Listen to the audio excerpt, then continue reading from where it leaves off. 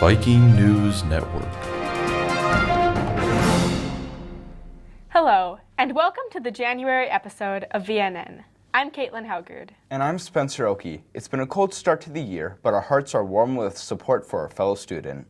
Over the past months, Pelican Rapids sophomore Faith Westby has been battling significant health issues. Faith has spent recent weeks at the Mayo Clinic in Rochester, Minnesota. Meanwhile, our school and community have rallied around Faith and her family.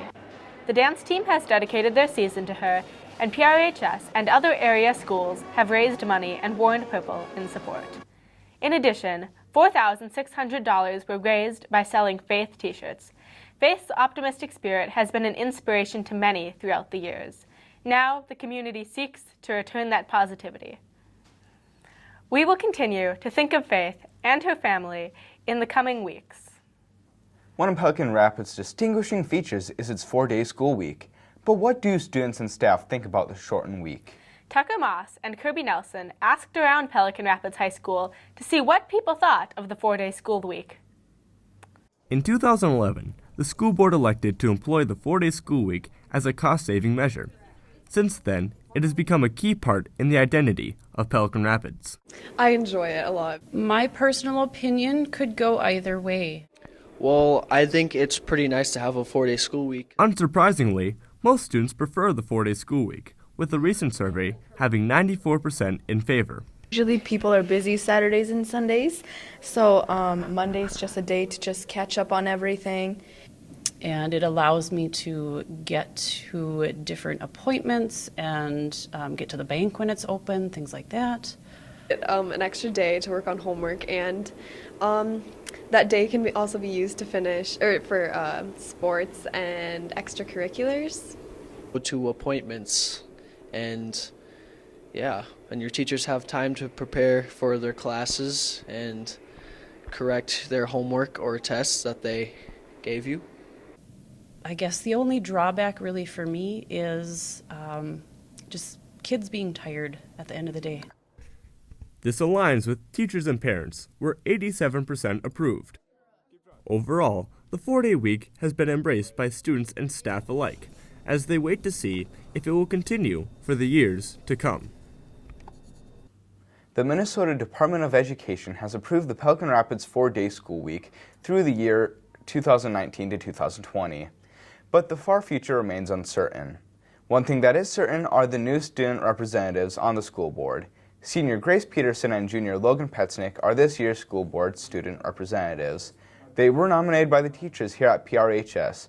Though not allowed to vote, they still attend meetings and speak on behalf of the student body. Thank you, Grace and Logan. On January 15th, the Senior High Knowledge Bowl team headed to Fergus Falls to compete. There were 21 teams from area schools, and our senior high teams placed 1st, 3rd, and 9th. It's January and winter sports are in full swing. Here are Colm Fitzsimmons and Mackenzie Thornton with the sports update.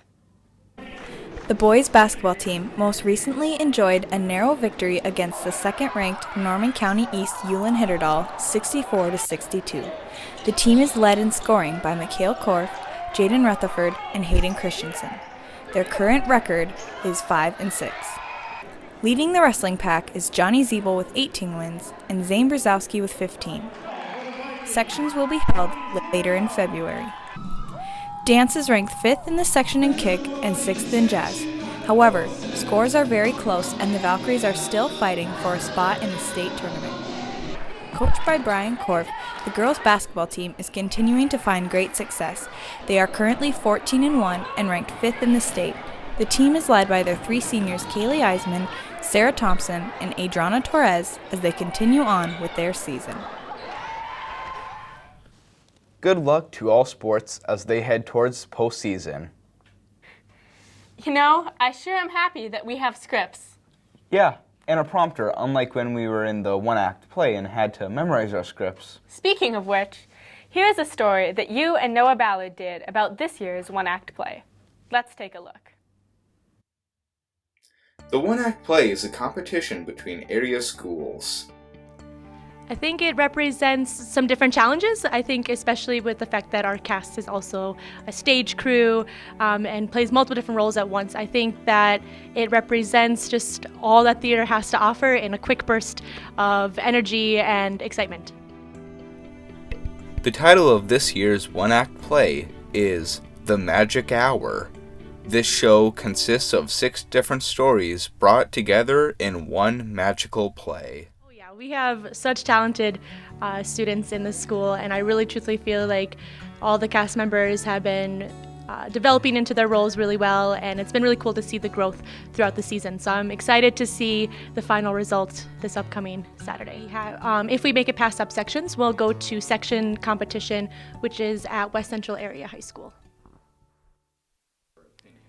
I think for students, especially if it's their first time in theater, it gives them a brief experience because it's such a short play that it can be not as intimidating as a full-length play for many people if they just want to get a taste for theater. But also, again, that competitive nature, they can compete against other schools and see how they compete or compare with other districts in the area, but also just gives a different type of theater experience with it being so short. The play was performed on the 26th of January in competition at Holly High School, and we received 5th place.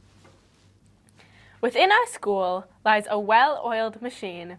Every day, the cooks prepare and serve a meal for every student and teacher at PRHS. Here are Colm Fitzsimmons and my co-anchor, Caitlin Hogrud, with the details on how they accomplished this feat. The cooking staff have a complicated system for feeding our school, but in order to understand how hard the cooks' jobs are, I needed to step into their shoes. What are you doing? I'm serving lunch. This is it's a little bit of a power trip, you know? It is kind of sad how little people say thank you when I'm working so hard. I think I'll say thank you every time now. So I've now dropped 2 tots in a row. It's a little bit stressful. I kind of feel like I'm just swimming in a sea of tater tots, and no numbers really mean anything anymore. I've completed my first round of serving tots. It was really, really stressful. It was. Like, sometimes I had no idea if I was giving the right amount of tots out, and then they would get really mad at me. And it was a lot of work. However, serving food is only a tiny part of the service staff's daily routine. Jessica Colesrud is the head cook and knows firsthand the difficulties of the job. We get here between 5 and 5:15, and we leave about 2 o'clock every day. A lot happens in one day. So right away when we get here, we turn everything on, we get breakfast started, and then as soon as breakfast is over, we start on the main lunch. I start on salad bar. I don't know, it's kind of just a whirlwind. We serve, and then the girls do dishes, and then we serve again. The hardest part of my job is probably just remembering everything and following the laws and having to say no to kids. I have a hard time implementing the rules. Like, I have to. I wish more people realized that the rules are federal laws. It's a big deal to not follow them. We don't do things just to be rude. So I just wish people realized that we're just following the rules.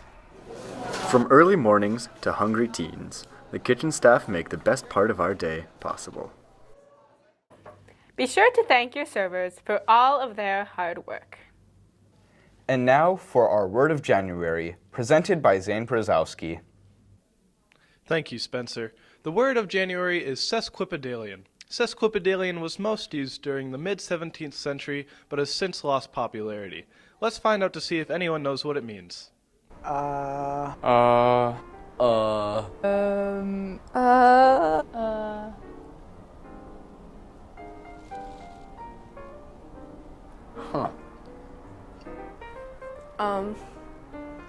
It's probably like a disorder. I think it's like a type of person, like an adjective for a person.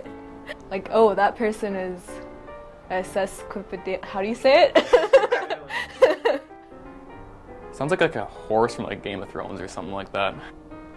I feel like it has something to do with a cesspool and dealing with like equipment to investigate said cesspool. Huh. Sesquipedalian. I probably think it'd be like sesquipedalian. It'd be like an animal of some sort, kinda, you know? No idea, but it sounds like a fish. Something to do with science. Well, I could think it's a fruit. It's not a fruit. I know it's not a fruit. Sesquipedalian. It's gotta mean, like, it's gotta be a state of mind. Like, that man has a real sesquipedalianness about him, you know? Sesquipedalian sounds like a thing. Like a thing, you know, like an object. Like, oh, that's a sesquipedalian, you know? Yes, sesquipedalian, like a scary object. Yeah, like an object like running towards you. Oh, that's a sesquipedalian. The adjective sesquipedalian means a long-winded or polysyllabic word. When used in a sentence, it would sound like the word supercalifragilisticexpialidocious is a very sesquipedalian word because of its extreme length.